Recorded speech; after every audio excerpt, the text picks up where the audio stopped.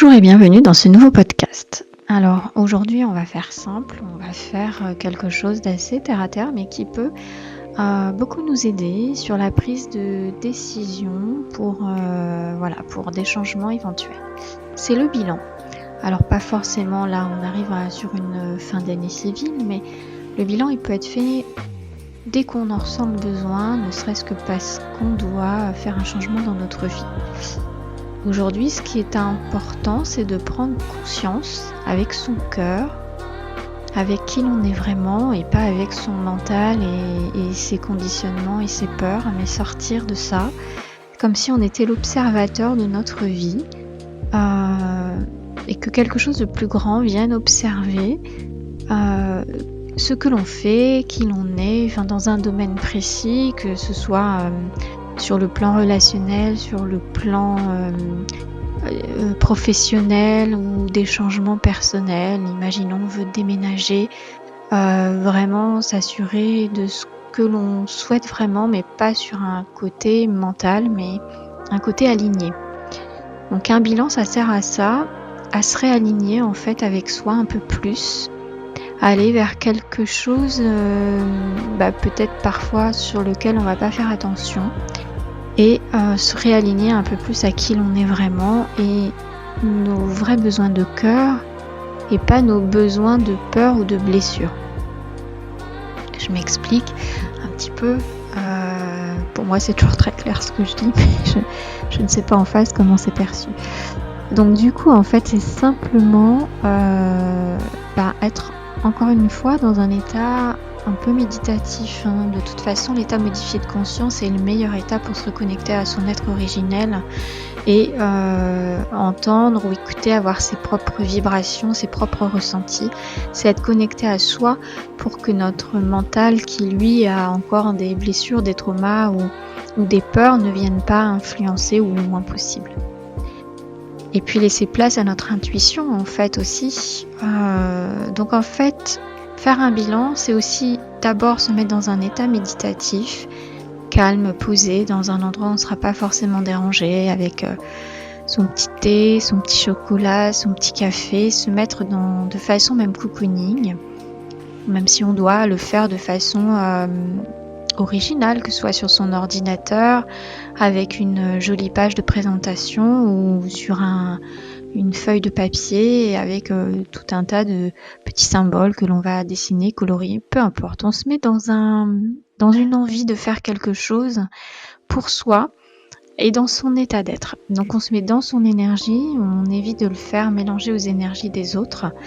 On reste dans sa petite bulle et on va essayer de faire quelque chose de simple. Donc ça peut être simplement 2 colonnes sur un point donné. Donc on peut utiliser un côté, une feuille, un recto d'un côté pour uniquement par exemple la partie relationnelle, un verso pour la partie professionnelle. On évite de mélanger tous les domaines pour que ce soit plus clair. On va séparer. Et puis on va bien noter par exemple, je vais prendre l'exemple d'un critère de déménagement. Déjà savoir pourquoi on veut déménager, est-ce que c'est parce que c'est trop petit ou simplement on est muté ailleurs, on a une obligation ou une grande envie, un élan de vie qui vient du cœur, ou alors on ne sait pas trop et on se sent plus très bien là où on est. Donc la première étape est vraiment de rentrer en état méditatif, de se poser, d'être en paix, dans le calme et de commencer à noter tout ce que l'on n'aime pas, par exemple, dans notre logement actuel. Et puis noter tout ce que l'on aime vraiment. Si on veut mettre une 3e colonne de je ne sais pas, c'est possible, on a tout à fait le droit. Chacun met à sa sauce. Le tout, c'est de ne pas faire quelque chose de trop compliqué, mais quelque chose d'instinctif et de naturel. On va aller donc dans chaque domaine de sa vie que l'on veut, dans lequel on doit faire un choix, prendre une décision où on se sent plus bien, tout simplement. Savoir si c'est vraiment lié à l'environnement, ce logement, ou si c'est des peurs et des blessures à l'intérieur qu'on n'a pas réglées. Il y a une espèce de fuite qui fait que plutôt que d'essayer de régler son intérieur, qui est aussi l'intérieur de comment l'on est en nous, c'est aussi une fuite pour changer de travail, changer d'environnement, changer de relation, changer de chéri.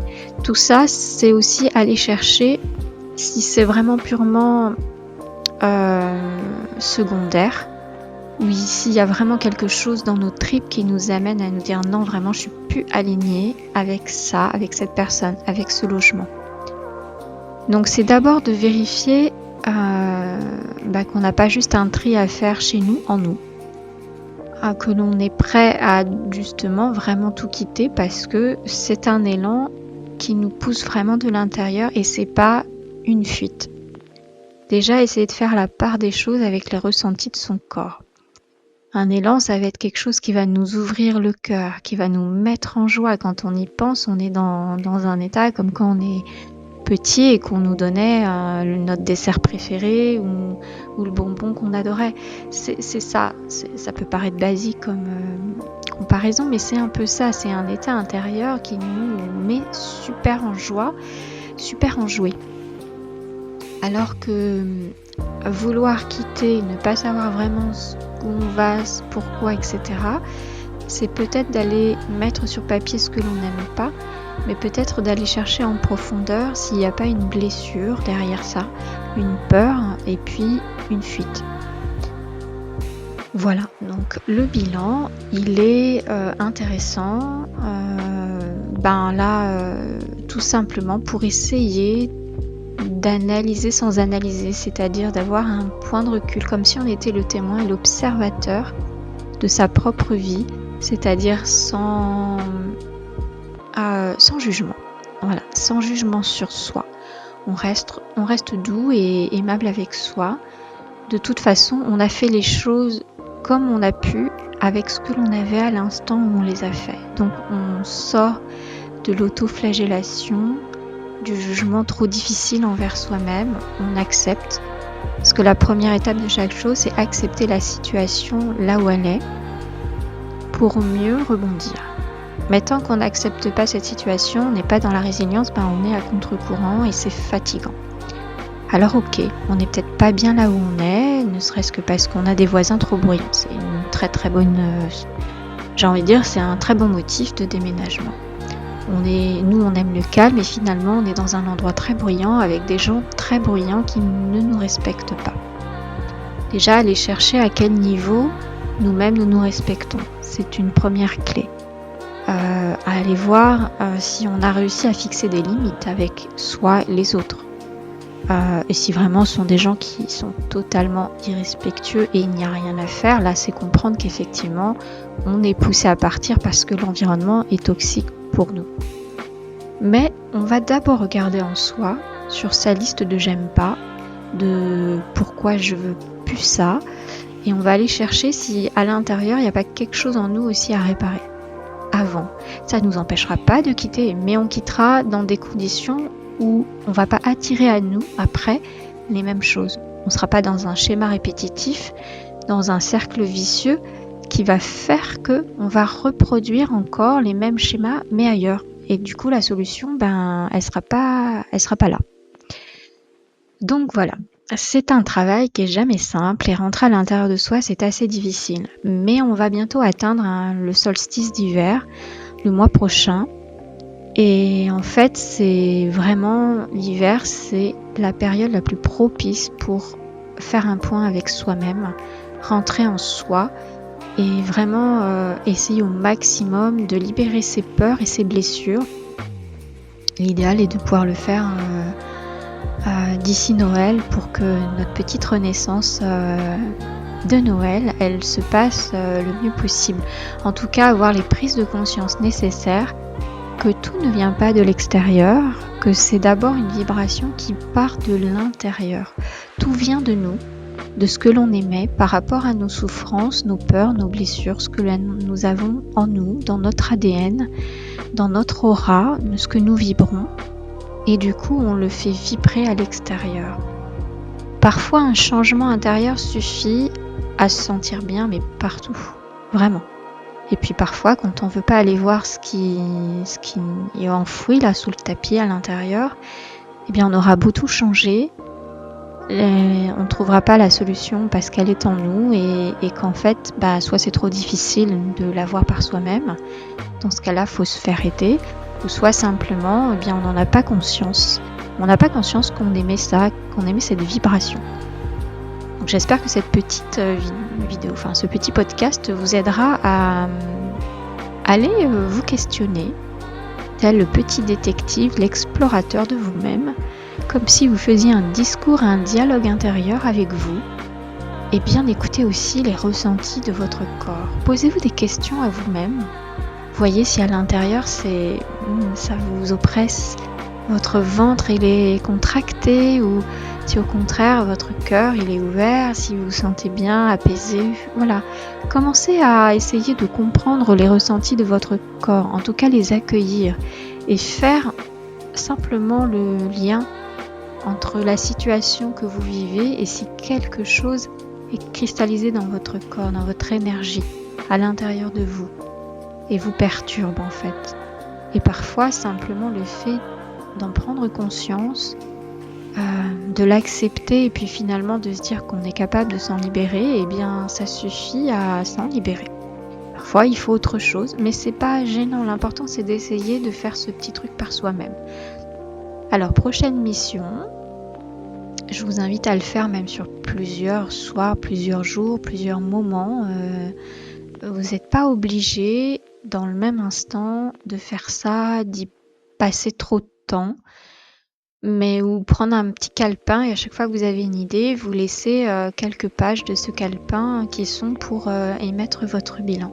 Et puis dès que quelque chose vous vient en tête, c'est de le noter. Et puis quand vous aurez peut-être assez noté de choses ou que vous prendrez vraiment le temps en conscience de faire les choses, et bien de vous poser et là de structurer votre petit bilan personnel sur le domaine de vie qui vous tient à cœur, parce que soit vous vous sentez pas bien, ou soit vous sentez qu'il faut changer quelque chose. Et effectivement, avant peut-être de prendre une grosse décision de tout plaquer, partir et tout changer, c'est peut-être de comprendre si tout est ok en vous. Et dans ce cas-là, c'est un élan de vie qui vous pousse à tout plaquer, partir, ou s'il y a quelque chose qui vous met en fuite. Voilà, c'est d'arriver à reconnaître un petit bilan pour ne pas être en fuite. Donc si vous avez des questions, n'hésitez pas, je suis là pour vous y répondre. Et puis simplement, si vous avez besoin de conseils pour structurer les choses aussi, d'aide ou autre, eh bien vous pouvez toujours me contacter. J'y répondrai avec plaisir. Je vous souhaite un beau petit bilan de vie, de domaine, de ce qui vous fait plaisir.